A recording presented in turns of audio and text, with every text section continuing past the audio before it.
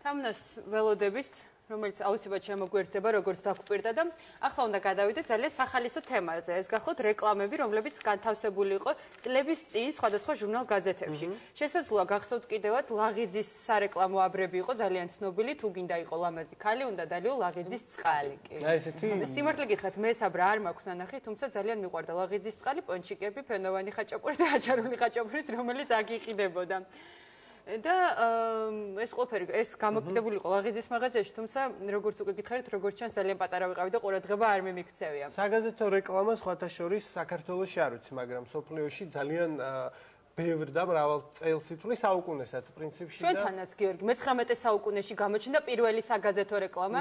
ეს იყო გუთნის დეთაში განთავსებული და სამეურნეო საქმიანობას ეხებოდა. მაგალითად, ძროხებზე იყო რომ აი თქვათ ამადამ ქვეყნიდან ჩამოყვანილი ძროხა ამდენ რძეს მოგცემთ და ასე შემდეგ. ძირითადად სამეურნეო საქმიანობას ეხებოდა ხოლმე ეს რეკლამები. და დაუდასტურებელი ინფორმაციით პირველი სარეკლამო განცხადება ერთ-ერთ უძველეს გაზეთში სანში გამოქვეყნდა, სადაც ერთ-ერთი ფერმერი, შეძლებული ფერმერი ყიდდა თავის ფერმას და შესაბამისად სწორედ გაზეთის დახმარებით მიაწოდა საზოგადოებას. მან ეს ინფორმაცია და სწორედ გაზეთის დახმარებით, აი ამ რეკლამის დახმარებით მაშინდელი დროისთვის არეკორდო თანხადაც კი გაყიდა ეს ფერმა და ინგლისში ყოველ შემთხვევაში დიდ ბრიტანეთში სწორედ ამის შემდეგ აიდგა ფეხი საგაზეთო რეკლამებმა.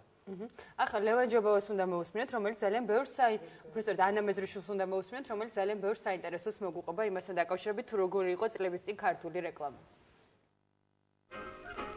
საკერავი მაშინები ნამდვილი ზინგერისა. სკლადში იყიდება სხვადასხვა ფაბრიკების მაშინები. კურდღელაური ამით აუწყებს საზოგადოებას. საყურადღებო განცხადება.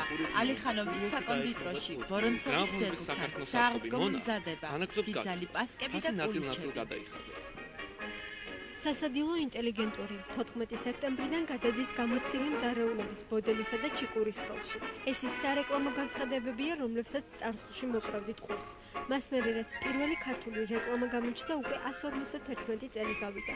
სასოფლო სამეურნეო გაზეთ გუთნის დედაში 1861 წელს ერთ-ერთი პირველი ქართული რეკლამა დაიბეჭდა.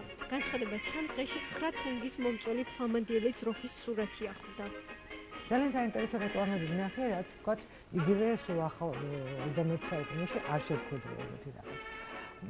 კეთდებოდა რეკლამა იმ საზოგადოების, ანუ თერძების და რაღაც მთელი კომპლექსი იყო, ვინც ამზადებდნენ ზითვებს.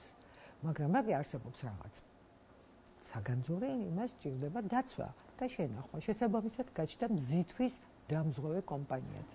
ოღონდ მე ძალიან დიდხანს სრულიად სერიოზულად ვეძებე, იქნებ სადღაც მინიშნება ან ხუმრობით ან რაღაც შენახატი მაინც იყოს, მეთქი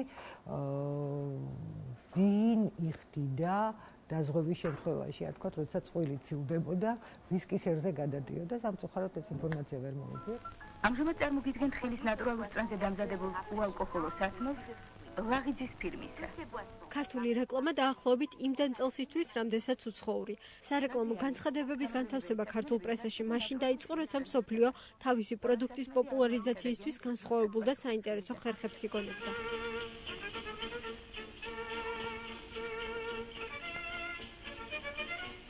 ფუნქციაც იყო მოზიდვა, ანუ კომუნიკაციის ერთ-ერთი პირველი საშუალება შეატყობინო ადამიანს და შეთავაზების ერთ-ერთი ფორმა. მიუხედავად იმისა, რომ საქართველოში მთელი საუკუნე ნახევრად გვიან გაჩნდა, ვთქვათ, ევროპასთან შედარებით გაზეთი, იმ წამიდან, როგორც გაჩნდა პირველი ქართული გაზეთი, გაჩნდა რეკლამაც. პირველი ქართული რეკლამა ეს გახდა 1821 წლის ქართულ გაზეთში და ეს იყო სათიბის მაშინი.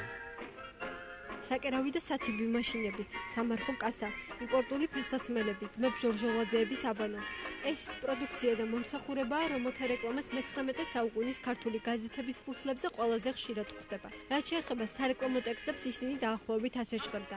ფასები შეუაჭრებლად განსაკუთრებით ქალების კასტუმებისთვის. სლავიანსკი ნომრები როგორც ოჯახისთვის, აგრეთვე უცოლშვილოებისთვის. რეკლამის წარმატება მაშინ ინტუიციასა და პირად გამოცდილებაზე იყო დამოკიდებული. წინის წინა ათწლეულში სარეკლამო აქტივობა ქართული ბრენდების, ქართული პროდუქციის, მომსახურებების და ასე შემდეგ ატარებდა სპონტანურ ხასიათს. ყველაფერი კეთდებოდა მხოლოდ და მხოლოდ იმის გამო, რომ ბრენდების მეპატრონეები მოგზაურობდნენ საზღვარგარეთ და ხედავდნენ იმას, რომ ანალოგიურ ბრენდებს გააჩნიათ სარეკლამო აქტივობა. ამ ყველაფრის დანერგვა საქართველოში, ანუ გადმოტანა და კოპირება ხდებოდა ზედაპირულად. არ შემეშინდება ამ სიტყვის, ვიტყვი კიდევაც, რომ ხშირ შემთხვევაში დილეტანტურად. მე-20 საუკუნის მეტასტაზი.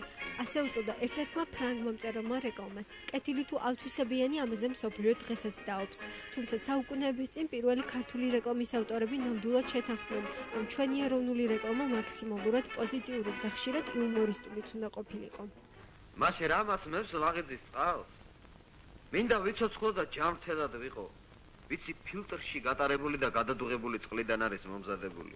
ვიცი მასში ბაქტერიები არ ერევა და არ მოვიწამლები, ვიცი ნამდვილი ბუნებრივია და არა სახარინითა და სხვადასხვა დოზანათი გამტკვარი. ჩემი თუ არ აგჯერათ?